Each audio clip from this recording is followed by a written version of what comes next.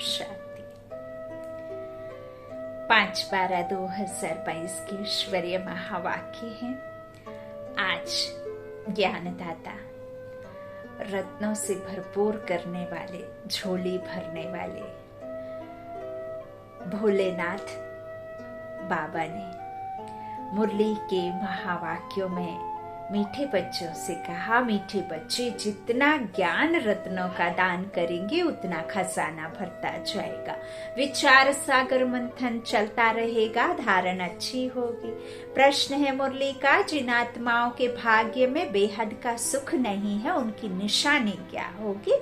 उत्तर में बाबा ने कहा, वह ज्ञान को सुनेंगे लेकिन ऐसे जैसे उल्टा घड़ा, बुद्धि में कुछ भी बैठेगा नहीं। अच्छा करेंगे, महिमा करेंगे, कहेंगे हाँ सबको यह सुनाना चाहिए, मार्ग बहुत अच्छा है, परंतु खुद उस पर नहीं चलेंगे। बाबा कहते हैं यह भी तकदीर, तुम बच्चों का फर्ज है सर्विस करना, हजारों को सुनाते रहो, प्रजा तो बनती है। माँ बाप मिसल बेहद के बाप से वर्षा लेने का पुरुषार्थ करो, नॉलेज को धारण कर आप समान बनाते रहो। गीत है तकदीर जगा कर आई हूँ। ओम शांति।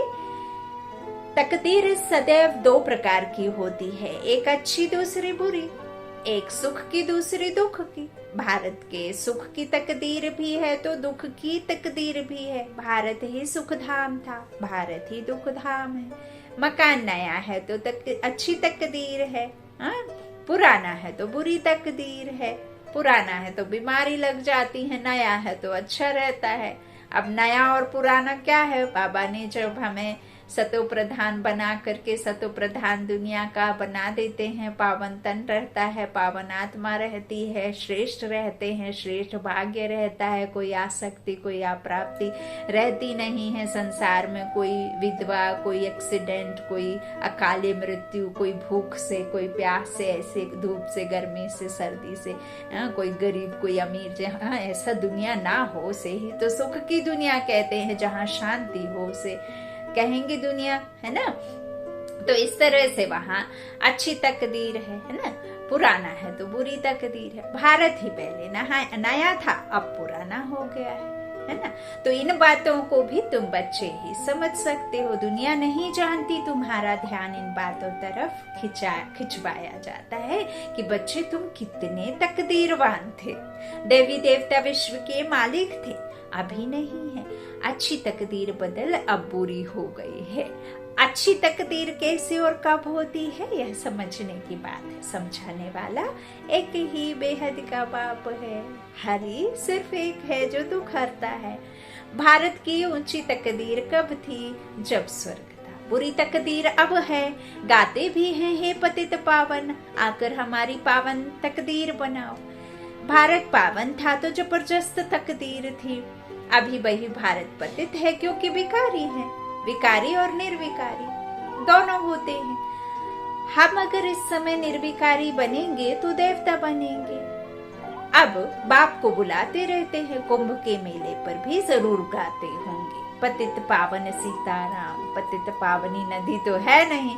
मनुष्यों की जब तकदीर बुरी होती है तो कितने पत्थर बुद्धि हो जाते हैं, भूत पूजा करते हैं, मूर्ति पूजा करते हैं, पेड़ पौधों को पूजने लग जाते हैं, 5 तत्वों को पूजने लग जाते हैं, जिसे देखो उसे भगवान बना बैठते हैं, खुद भगवान बन बैठते हैं, भूल जाते हैं कि हम तो सिर्फ यहाँ मुसाफिर हैं। तो बाबा कहते हैं इस तरह से पत्थर बुद्धि हो जाते हैं। दुख और सुख का यह खेल है। दुख कौन देते हैं, सुख कौन देते हैं, दोनों के चित्र बहुत नामी ग्रामी हैं। सुख के लिए परमपिता परमात्मा को याद करते हैं, हे दुख हरता सुख करता, हे दुख भंजन, है ना। तो इससे सिद्ध है कि बाप कभी दुख नहीं देते। वो लोग समझते हैं भगवान ही सुख दुख दोनों देते हैं। पाई पैसे की बात भी कोई समझते नहीं। अभी तुमको बाप ने पारस बुद्धि बनाया है, बुद्धि का ताला खोला है। तुम जानते हो सृष्टि का चक्र फिरता रहता है। सृष्टि पुरानी होती है तो उसमें दुख है। अभी तुमको 3 आंखें मिली हैं, त्रिनेत्र इधर उगा नहीं है, किसी को उगता नहीं है। ये समझ का त्रिनेत्र, जैसे बुद्धि जहाँ टिक्का आदि लगाते हैं ना, यहाँ बैठी है एक आत्मा, ज्ञान चक्षु, दिव्य चक्षु, ज्ञान नेत्र, आत्मा समझ का तीसरा नेत्र है ना, उसके द्वारा ये ज्ञान समझा जाता है। तो इस तरह से तीसरी आंख मिली है। कब मिलती है? संगम पर। तुम सबको समझा सकते हो, जबकि गाते हो पतित पावन आओ, फिर नदी पर क्यों आकर बैठे हो?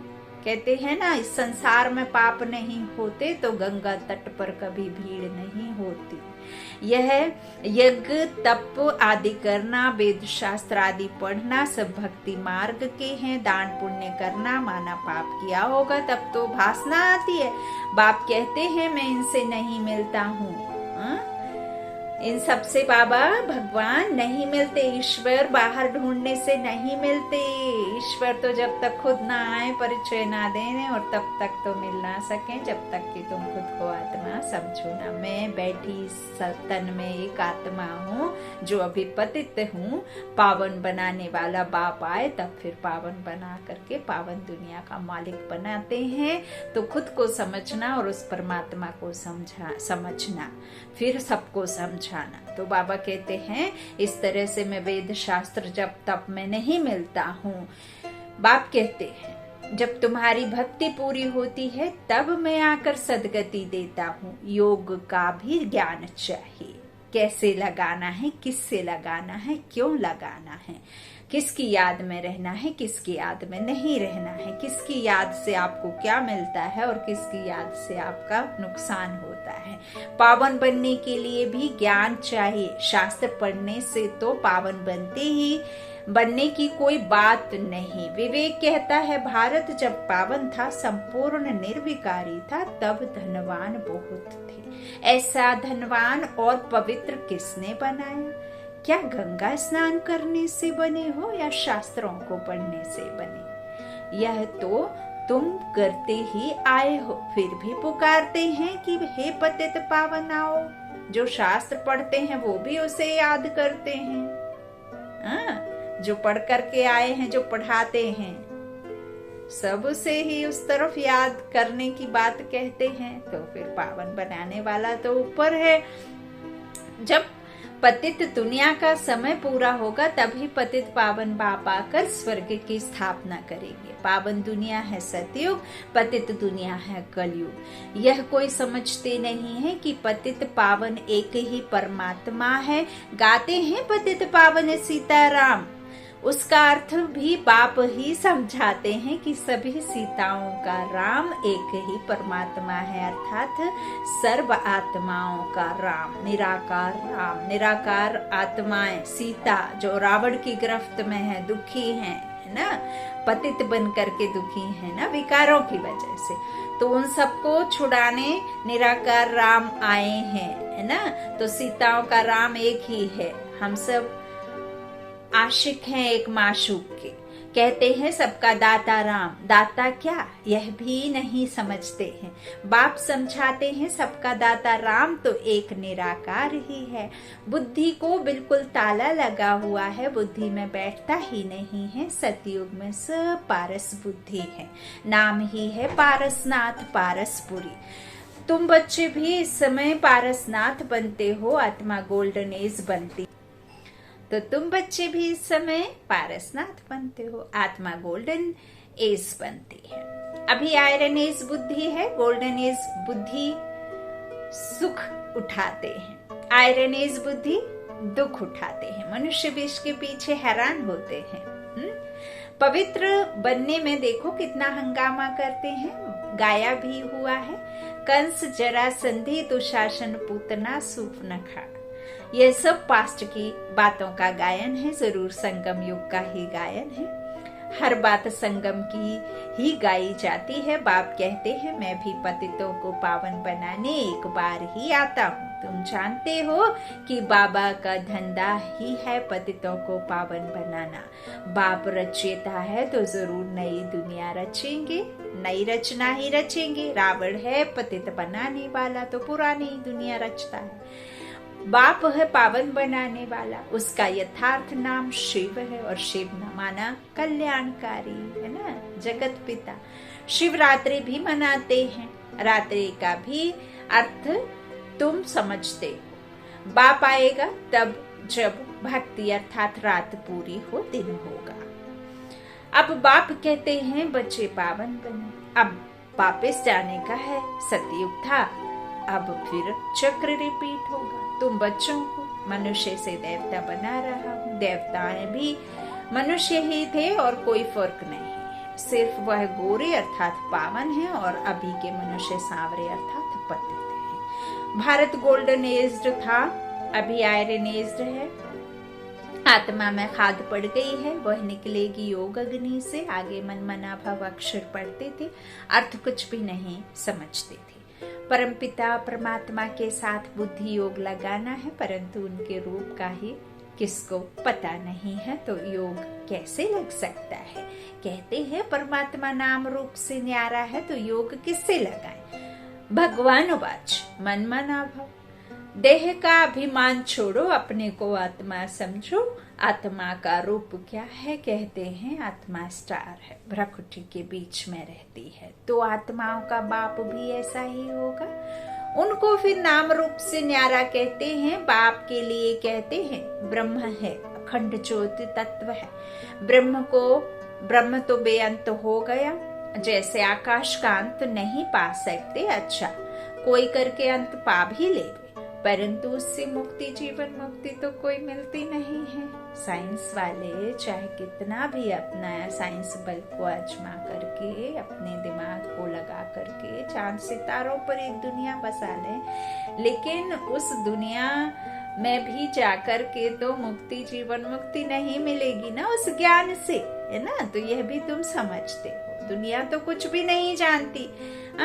बाबा कहते हैं मुक्ति, जीवन मुक्ति का अर्थ भी तुम बच्चे ही समझते हो, बाकी कोई नहीं जानता। गाते भी हैं ज्ञान का सागर, मनुष्य सृष्टि का बीज रूप है, सत्य है, चैतन्य है, पतित पावन है, तो जरूर पतित दुनिया में आएंगे। तुम समझाते हो जब ज्ञान है तो भक्ति हो ना सके। वो ज्ञान है दिन, सतयुग त्रेता, भक्ति है रात। ज्ञान का सागर परम पिता परमात्मा है, ना कि पानी। यह सबको समझाना है। सारे भारत को कैसे पैगाम देना है, उनके लिए शिव बाबा अच्छी अच्छी उक्तियां समझाते रहते हैं। मेला तो वास्तव में आत्मा और परमात्मा का ही गाया हुआ है, जो कि संगम योग पर लगता है। परमात्मा तो एक ठहरा, परमात्मा सर्वव्यापी है, यह कोई हिसाब नहीं बनता है। बाप ही आकर सबको दुख से छुड़ाते हैं, दुख में सिमरन सब करते हैं, कितनी रणियां मारते हैं। पूछो यह कब से करते आए हो, कहते हैं परंपरा से। फिर पावन तो कोई हुए नहीं और पतित होते गए, है ना।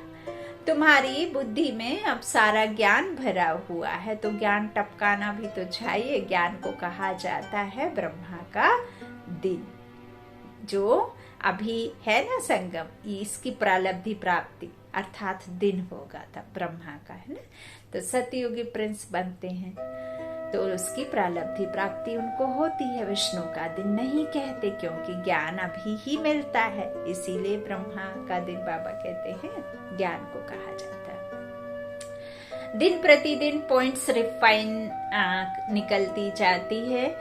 जीवन मुक्ति है 20 सेकंड की बात। फिर कहते हैं ज्ञान सागर है, कितना भी लिखते जाओ अंत नहीं आएगा। बाप जब समझाकर पूरा करते हैं तो फिर इम्तिहान भी पूरा हो जाता है। शुरू से लेकर कितना सुनते आए हो, गीता तो बिल्कुल छोटी बना दी है, कितनी ज्ञान की बातें हैं। समझाना भी बहुत सहज है। बरोबर सतयुग में एक धर्म था, अभी तो कितने धर्म हैं, कितना हंगामा है, आपस में ही हंगामा हो गया है ना। एक धर्म था तो लड़ाई आदि का नाम नहीं था, सुख ही सुख था। चक्र का राज बुद्धि में है, बच्चों को समझाया है तुम 84 जन्म कैसे लेते हो। चक्र रिपीट होता है।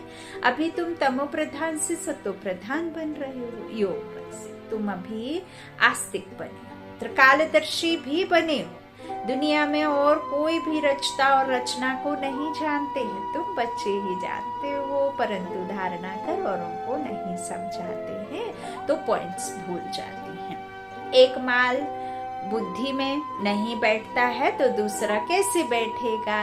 दान देते जाएंगे तो खजाना भरता जाएगा, विचार सागर मंथन चलता रहेगा, किसको कैसे समझाएं? भक्ति की महिमा तब है जब ज्ञान नहीं। जो सर्विस पर है उन्हों की बुद्धि में नशा रहता है, नंबरवार तो है ही। महारथी वह जो दूसरों को आप समान बनाते रहते हैं, नॉलेज धारण करते हैं, पद भी उनको ऐसा मिलता है। यह मेहनत सारी गुप्त है। तुम बाप के बने हो तो समझते हो बाप से जरूर स्वर्ग का वर्षा मिलेगा। वहां रावण होता नहीं, रावण का राज्य ही अलग है, राम राज्य अलग है। तुम बच्चे अभी समझते हो कि रामायण, भागवत आदि में सब इस समय की बातें हैं। गुड़ियों का खेल है, बाप समझाते हैं। इस समय सारा झाड़ तमो प्रधान है, खत्म होने का है। तुम्हारी बुद्धि में सारा राज है।